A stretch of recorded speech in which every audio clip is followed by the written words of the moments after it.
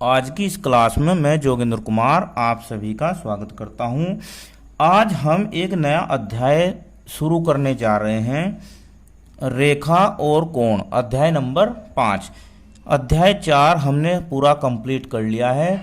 उसकी वीडियो अगर आपने नहीं देखी तो प्लीज़ उन्हें जाके ज़रूर देख लेना।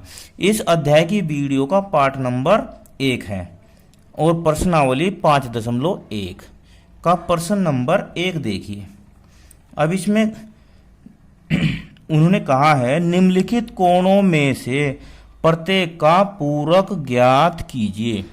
देखिए, इस अध्याय में आपको बहुत सारी जानकारियाँ, नॉलेज मिलने वाली है। इसमें बहुत सी परिभाषाएं भी आपको मिलेगी। अच्छा, इसका जैसे पाठ का अध्याय का ही नाम रेखा और कोण है, तो हमने रेखा, बिंदु, प्रतिच्छेदी रेखाएं, समांतर रेखाएं और कोण की वीडियो बना रखी है। उनका लिंक मैं डिस्क्रिप्शन में दे दूंगा, आप उनकी वीडियो को जरूर देख लेना। अब देखिए, इस प्रश्न में आया है पूरक। क्या आया है? पूरक। और हमारी वीडियो में ऐसा हो ही नहीं सकता कि कोई शब्द आए, कोई नया शब्द आए और उसके बारे में चर्चा ना हो, क्योंकि हम उसके बारे में कंप्लीट चर्चा करते हैं और उसके बाद उन प्रश्नों को हल करते हैं। आपसे एक रिक्वेस्ट है कि आप इस वीडियो को पूरा देखें। आइए देखते हैं पूरक को। पूरक कोण।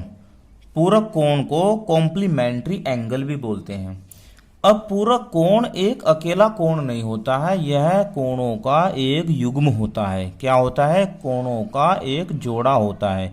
इसकी परिभाषा है, जब दो कोणों के मापों का योग 90 अंश होता है। क्या समझे? यदि दो कोणों को हम मापते हैं, ये एक जोड़ा है कोणों का, और उनकी माप करते हैं और दोनों की माप को यदि जोड़ते हैं और कितना आता है? 90 अंश, तो ये कोण पूरक कोण, कॉम्प्लीमेंट्री एंगल कहलाते हैं। जैसे अब ये कोण देखिए, ये कोण कितने अंश का है? 30 अंश का। ये कोण कितने अंश का है? 60 अंश का। अगर हम इन दोनों कोणों को जोड़ देते हैं तो 30 और 60 कितना हो जाएगा? 90 अंश हो जाएगा। कितना हो जाएगा? 90 अंश। तो ये दोनों कोण पूरक कोण कहलाएंगे। इधर आ जाओ, ये कितना कोण है? 35 अंश। ये कितना है? 65 अंश। अब अगर इन दोनों को जोड़ते हैं तो कितना होगा? देखो, 5 और 5 10, 3 और 6 9 और 1 10, कितना हो गया? 100 अंश हो गया। तो ये पूरक कोण नहीं होंगे। ये पूरक कोण नहीं होंगे। क्यों नहीं होंगे? क्योंकि दोनों कोणों का योग 90 अंश होना चाहिए। ठीक है।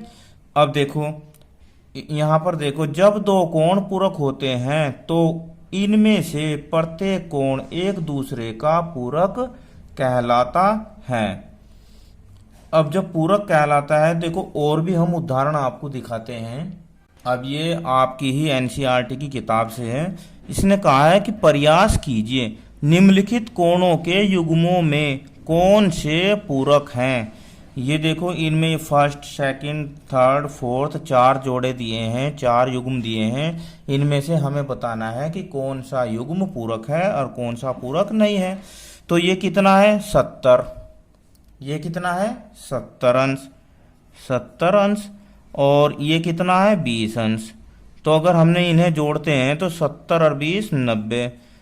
तो ये पहले वाला तो पूरक कोणों का युग्म है। अब ये यहाँ पर कितना है? 75। और इधर कितना है? ये 25 अंश है। तो अगर 75 25 हो जाता है 100। तो ये पूरक कोण नहीं है। इसके बाद ये कितना है? 48। कितना है? 48। और ये कितना है? 52। इन्हें भी जोड़ते हैं तो 8 और 2 10, 5 और 4 9 और 1 10। ये भी 100 अंश हो रहा, तो ये भी पूरक कोण नहीं है। इधर देखो, ये कितना है? 35 अंश। कितना है? 35 अंश। प्लस यहाँ पर कितना है 55, जोड़ो 5 और 5 10, 3 और 5 8 और 1 9, ये होगा 90 अंश। तो ये पूरक कोण है। तो अब आप समझ गए होंगे कि पूरक कोण किसे बोलते हैं। जब दो कोणों का योग 90 अंश होता है तो वे कोण पूरक कोण कहलाते हैं। अब आइए प्रश्न नंबर 1 को हल करते हैं। अब इस प्रश्न में हमें क्या बताना है कि निम्नलिखित कोणों में से प्रत्येक का पूरक ज्ञात कीजिए। एक कोण तो हमारे पास है, दूसरा कोण बताना है। वैसे तो इसका सबसे सिंपल तरीका है कि अगर एक कोण दिया तो उसे 90 में से माइनस कर दो, 90 में से घटा दो। जैसे ये 20 है तो 20 90 में से घटाया तो 70 आ गया, तो इसका तो उत्तर हो जाएगा 70 शॉर्टकट। और ये 63 है, इसे भी 90 में से घटाओ तो ये हो जाएगा 27, इसका आंसर आ जाएगा। ये 57 है, इसे 90 में से घटाओ तो ये हो जाएगा 33। इस तरह शॉर्टकट तरीका है, पर इसे हल करने का तरीका हम बताते हैं। देखो पहले को करते हैं हम हल।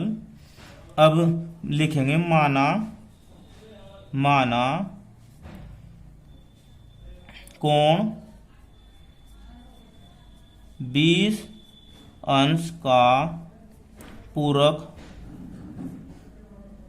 कोण x है। क्या है? x अंश है, मान लिया हमने। तो अब देखो x, एक तो x हो गया और एक 20 दिया है, बराबर कितना होना चाहिए 90। ये समीकरण हो गई।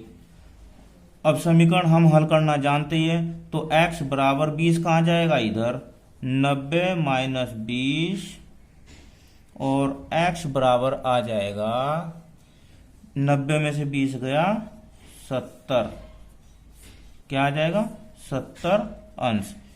इस तरह इन्हें हम हल कर लेते हैं। इसी तरह सेकंड को, सेकंड में 63 दिया है, तो माना कोण 63 अंश का पूरक x है। क्या है? x है। तो या तब x प्लस 63 अंश बराबर 90, क्योंकि दोनों को जोड़कर 90 आएगा। अब x बराबर हो जाएगा 90 अंश माइनस 63, और घटाया यहाँ पर हो गया 10, 10 में से 3 गया 7, और यहाँ 8, 8 में से 6 गया 2, 27 अंश। इसका आंसर हो जाएगा 27। और थर्ड का बताओ, थर्ड भी ऐसे ही हो जाएगा। यहाँ लिखेंगे माना कोण 57 अंश का पूरक कोण x है, तब x प्लस 57 बराबर कितना हो जाएगा 90, और x बराबर 90 माइनस 57, घटाया तो 10, 10 में से 7 गया कितना 3, यहाँ 8, 8 में से 5 गया 3, कितना हो गया 33 अंश। ये इसका आंसर हो गया। अब देखिए, इस वीडियो में हमने पूरक कोण के बारे में चर्चा की है। वीडियो कैसी लगी मुझे कमेंट में जरूर बताना। धन्यवाद। आपका दिन शुभ हो।